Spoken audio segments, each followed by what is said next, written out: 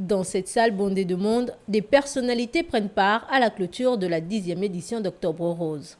On parle de la lutte contre les cancers féminins au Gabon qui vient de prendre fin au cours d'une cérémonie présidée par la première dame, Zita Oligui Nguema.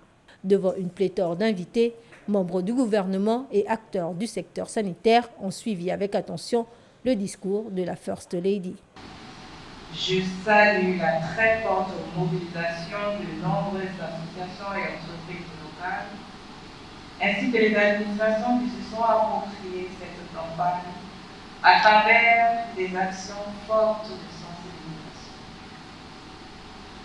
De manière particulière, je viens ici remercier une fois de plus tous ces différents partenaires.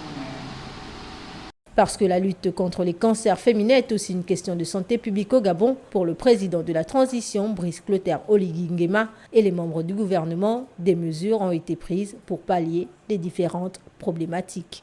Comme vous le savez, le chef de l'État a pris la décision de renforcer les investissements ainsi que la formation des personnels du secteur de la santé.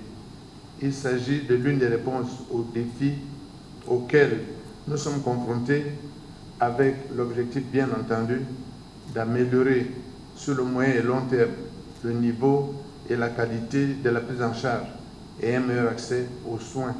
Au terme d'un mois de sensibilisation intense et de dépistage des cancers féminins, les autorités sanitaires ne comptent pas s'arrêter là. 29 767 femmes sensibilisées, 14 000 dépistées, 752 cas suspects au traitement et 552 cas probables déjà dans le processus de prise en charge par la CNAMGES dans les centres hospitaliers universitaires et régionaux ainsi qu'à l'Institut de cancérologie d'Atanda. Les investigations se poursuivent. Vous comprenez donc que le bilan final de cette campagne devra se faire plus tard. Cette cérémonie de clôture qui s'est tenue au Radisson Blu Hôtel de Libreville a aussi été l'occasion de récompenser à titre honorifique les efforts de l'ensemble des acteurs autour de cette sensibilisation et les différentes équipes déployées sur le terrain.